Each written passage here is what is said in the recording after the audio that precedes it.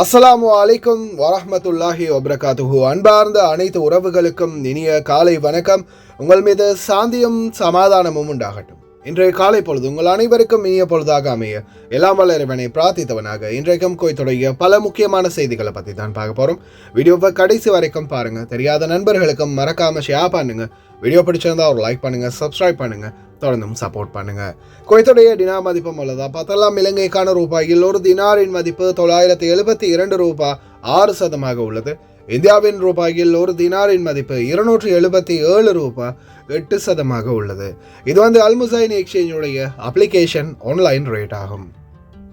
Google rate பார்த்தெல்லாம் இலங்கைக்கான ரூபாயில் ஒரு தினாரின் மதிப்பு 976 ரூபாய் 36% உள்ளது. இந்தியாவின் ரூபாயில் ஒரு தினாரின் மதிப்பு 278 ரூபாய் 47% உள்ளது. அமான் எக்ஸ்சேஞ்ச் ரேட்டை பார்த்தலாம் இலங்கைக்கான ரூபாயில் ஒரு தினாரின் மதிப்பு 976 ரூபாய் 56% உள்ளது. இந்தியாவின் ரூபாயில் ஒரு தினாரின் மதிப்பு 278 ரூபாய் 10% உள்ளது. ஜஜில் எக்ஸ்சேஞ்ச் ரேட்டை பார்த்தலாம் இலங்கைக்கான ரூபாயில் ஒரு தினாரின் மதிப்பு 976 ரூபாயாக உள்ளது. இந்தியாவின் ரூபாயில் ஒரு தினாரின் மதிப்பு 277 ரூபாய் 75% உள்ளது.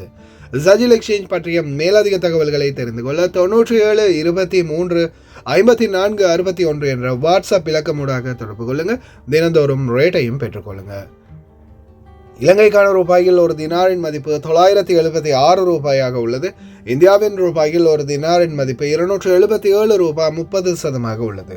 இது ஏஆர்ஒய் எக்ஸ்சேஞ்சுடைய அப்ளிகேஷன் ஆன்லைன் ரேட் ஆகும். கேபிஇ எக்ஸ்சேஞ்ச் இலங்கைக்கு 975 ரூபாய் 40%, இந்தியாவுக்கு 277 ரூபாய் 15% வழங்கியிருக்கிறாங்க.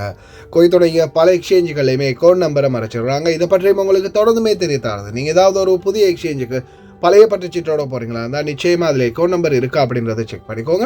அப்படி இல்லாத பட்சத்தில் எழுதிட்டு போனாலும் பிழை இல்லாத அக்கௌண்ட் நம்பர் எழுதிட்டு போங்க. ஏதாவது ஒரு நம்பர் பிழைத்தாலும் கூட உங்களுடைய பணம் நாட்டுக்கு போய் சேராது. அந்த பணத்தை திரும்ப பெறணுமா இருந்தாலும் ரொம்ப நாட்களாகும். மறுபடியும் கட்டணம் செலுத்த வரும். அதே போல் எக்ஸ்சேஞ்சுகளில் பணம் அனுப்பி முடித்ததும் மறக்காமல் பற்றுச்சீட்டை செக் பண்ணி பாருங்கள் எல்லா டீட்டெயில்ஸும் சரியாக இருக்கான்னு. ஏன்னா நீங்கள் சரியான டீட்டெயில்ஸ் கொடுத்தாலும் எக்ஸ்சேஞ்சில் வேலை பார்க்குறவங்க பிளவுறதுக்கும் வாய்ப்பு இருக்குது. யுனைடெட் கல்ஃப் எக்ஸ்சேஞ்ச் கார்பரேஷன் இந்தியாவுக்கு பணம் அனுப்ப 750 ஃபில்ஸும் இலங்கை பணம் அனுப்ப ஒரு தினாரும் கட்டணமாக அறவிடுறாங்க.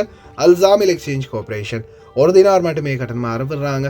யூஜே எக்ஸ்சேஞ்ச் கார்பரேஷன் ஒரு தினார் மட்டுமே கட்டணமாக அறவிடுறாங்க. குவைட் ஏஷியன் இன்டர்நேஷனல் எக்ஸ்சேஞ்ச் 750 ஃபில்ஸ் மற்றும் ஒரு தினார் போன்ற கட்டணங்களும் அறவிடுறாங்க.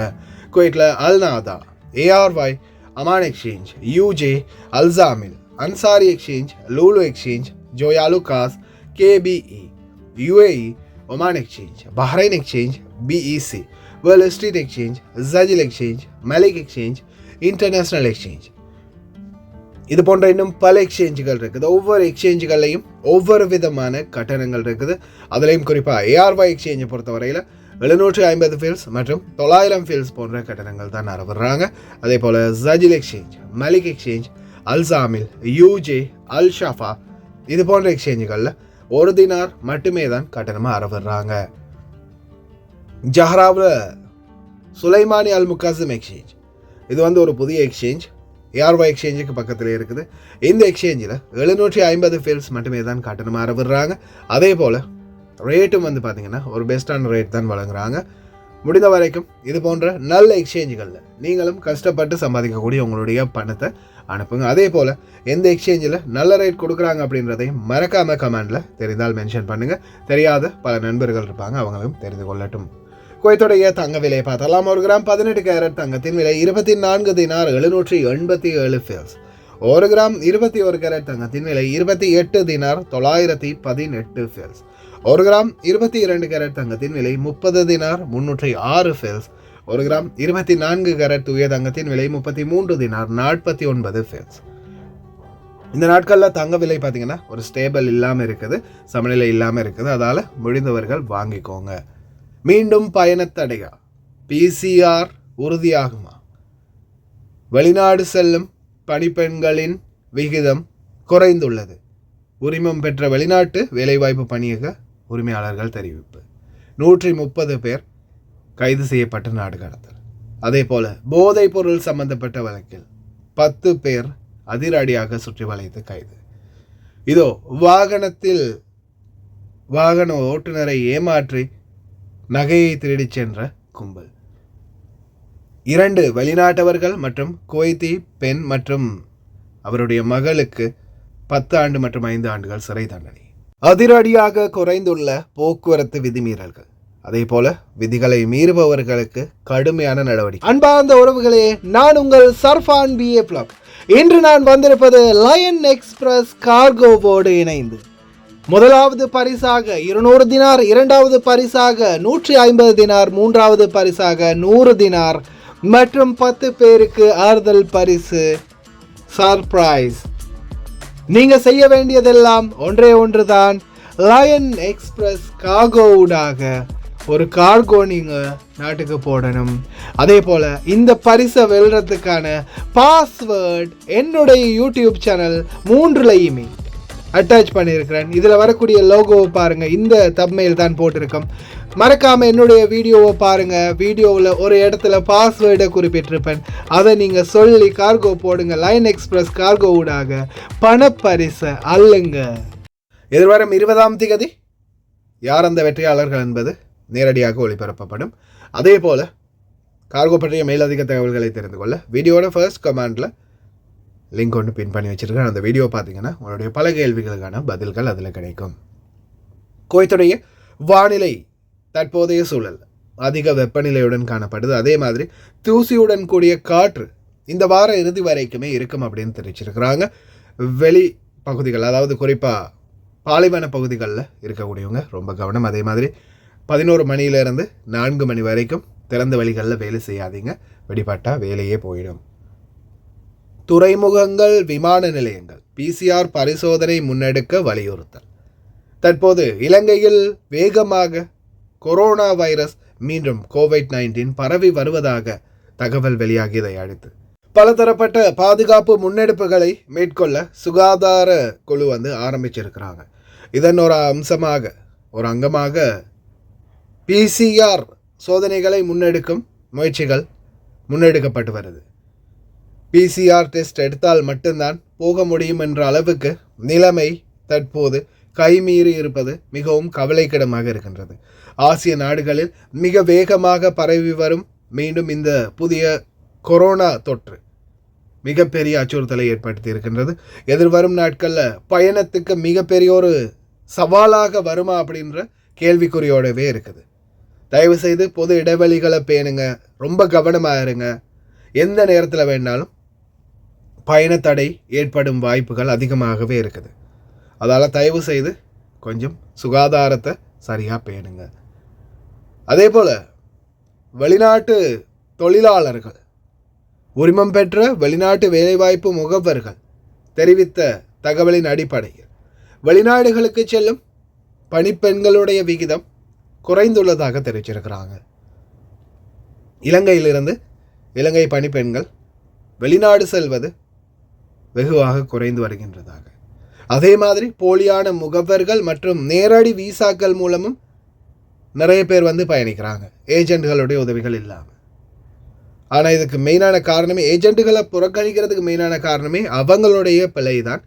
மற்றும்படி ஏஜென்ட்டுகள் சரியான முறையில் அவங்களுடைய வேலைகளை சரியாக செய்து தொழிலாளர்களுக்கான பிரச்சனைகளுக்கு நேரடியாக முன்கொடுத்து அவங்கள பாதுகாத்து அவங்களுடைய பிரச்சனைகளுக்கு தீர்வுகளை பெற்றுக் கொடுத்துருந்தாங்கன்னா நிறைய மக்கள் ஏஜென்ட் மூலமாக போவாங்க. ஆனால் இப்போதைக்கு நேரடி விசாக்கள் மூலமாகவே பலரும் போக ஆரம்பிச்சிருக்கிறாங்க.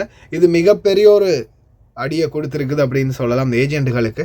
பார்க்கலாம், எதிர்வரும் நாட்கள்லையாவது தொழிலாளர்களுக்கான சரியான தீர்வுகளை பெற்றுக் கொடுத்தாங்கன்னா ஏஜென்ட்களோட தொழிலாளர்களுடைய உறவு நீடிக்கும். இல்லாத பட்சத்தில் அவ்வளவுதான்.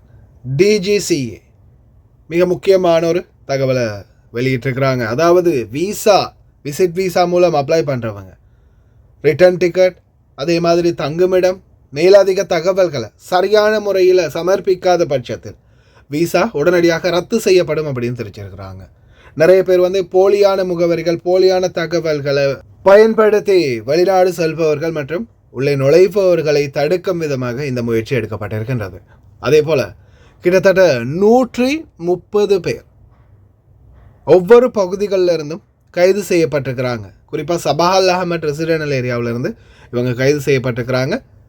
இவங்களுடைய அனைத்து ஆவணங்களும் காலாவதி ஆகிய நிலையிலும், அதாவது அக்காமா முடிந்த சூழல், அதே மாதிரி சிலர் தப்பி ஓடியவங்க, அதே மாதிரி இன்னும் சிலர் அக்காமா அடிச்சும் வெளியில் வேலை பார்த்துக்கிட்டு இருந்திருக்காங்க. ஆனால் அவங்களுக்கே தெரியாது அக்காமா கேன்சல் ஆகினது. இந்த மாதிரி 130 பேர் நாடு கடத்தப்பட்டிருக்கிறாங்க.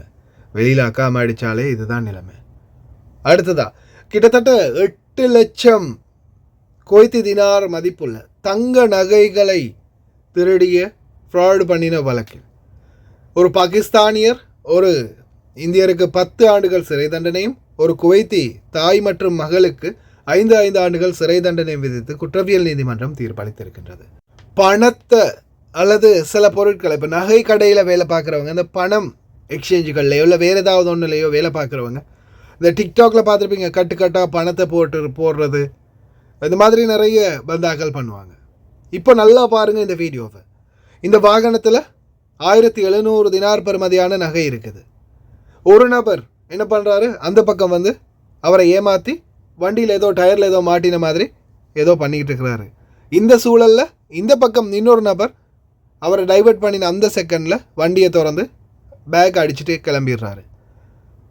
இந்த நபர் இதை பார்த்துட்டு உடனே அந்த டிரைவருக்கு இன்ஃபார்ம் பண்ணுறாரு, உங்கள் இப்போ வண்டியிலேருந்து பேக் எடுத்துகிட்டு ஒருத்தன் போயிட்டுருக்கிறானே அப்படின்னு.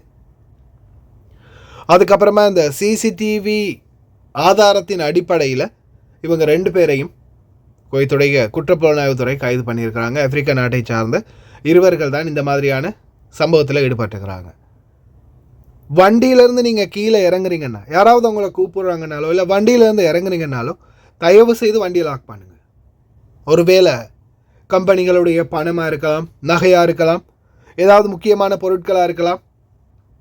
இந்த மாதிரி உங்களையும் வண்டியில் ஏதோ இருக்குது, இந்த டயரில் காற்று போகுது, இல்லை ஏதாவது ஒன்று சொல்லி உங்களை டைவர்ட் பண்ணி இறங்கி போய் நீங்கள் அந்த பார்க்குற அந்த செகண்டில் நீங்கள் கதவை திறந்து வச்சுட்டு அப்படியே போய் இறங்கி அந்த பக்கம் பார்க்கும்போது இந்த சைடால் இப்போது இந்த நபர் திருடின மாதிரியே மெதுவாக கதவை திறந்து முன்பக்கம் இருக்கிற பொருட்களை திருடிட்டு போகிறதுக்கான வாய்ப்பு அதிகமாகவே இருக்குது. எந்த ஒரு செகண்ட்லையுமே இறங்கி நீங்கள் போய் செக் பண்ண போகிறீங்களா இருந்தால் தயவு செய்து உடனே கதவை மூடி வண்டியை லாக் பண்ணுங்கள். இது மிகப்பெரிய ஒரு அச்சுறுத்தல், தயவு செய்து மறந்துடாதீங்க. இதோ போக்குவரத்து விதிமீறல்கள் சரமாரியாக குறைந்து வருகின்றது. காரணம் உங்களுக்கே தெரியும், புதிதாக விதிக்கப்பட்ட சட்டங்கள் மற்றும் விதிமீறல்களுக்கான அபராதங்கள். இதன் அடிப்படையில் போக்குவரத்து விதிமீறல்கள் செய்கிறதும் வெகுவாகவே குறைந்து வருது. அதே மாதிரி தான் முக்கியமான இடங்களில், பார்க்கின்களில், வாகன நிறுத்தும் இடங்களில் வலது குறைந்தவர்கள், ஊனமுற்றோருக்கான பார்க்கிங், வயதானவர்களுக்கான பார்க்கின்களை அதிகமாக உபயோகிக்கிறவங்க, அதை விதி மீறல்கள் பண்ணுறவங்களுக்கு எதிரான சட்ட நடவடிக்கைகள் கடுமையாக்கப்பட்டிருக்குது. ரீசெண்டாக அவங்களுக்கு நான் வீடியோவிலே போட்டிருப்பேன், ட்ராவல் பேன், போக முடியாது. நீங்கள் போய் வழக்கு பேசணும், இல்லைன்னா கோர்ட்டில் போய் 150 தினார் அபராதத்தை கட்டின பிறகு தான் உங்களுக்கு ட்ராவல் பண்ணவே முடியும். அதே மாதிரி வாகனங்களில் ஸ்டிக்கர்கள் அதிகமாக ஒட்டி இருக்கிறவங்களுக்கும் கடுமையான சட்ட நடவடிக்கை. உடனடியாக வாகனங்களையே கைப்பற்றுறாங்க குவைத்துடைய போக்குவரத்து துறை. அதால் வாகனங்களில் ஸ்டிக்கர்களை அதிகமாக ஒட்டாதீங்க, அதுவும் மிகப்பெரிய ஒரு விதிமீறல் அப்படின்னு தெரிவிச்சிருக்கிறாங்க. சாரதிகள் ரொம்ப கவனம். கிட்டத்தட்ட 10 பேர் கைது செய்யப்பட்டிருக்கிறாங்க போதைப் பொருள் தடுப்பு குற்றப்பிரிவால். தொடர்ந்தும் போதைப் பொருள் கடத்தல்களில் ஈடுபடக்கூடியவங்க குவைத்தில் கைது செய்யப்பட்டுக்கிட்டே இருக்கிறாங்க. தயவு செய்து ரொம்ப கவனம். தவறான வழிகளில் பணம் சம்பாதிச்சும் எந்த பிரயோஜனமும் இல்லை. அதே மாதிரி போதைப் பொருளில் சம்மந்தப்பட்டீங்கன்னா நிச்சயமாக ஆயுள் தண்டனை அல்லது மரண தண்டனை என்பதை மறந்துடாதீங்க. ரொம்ப கவனமாக இருங்க.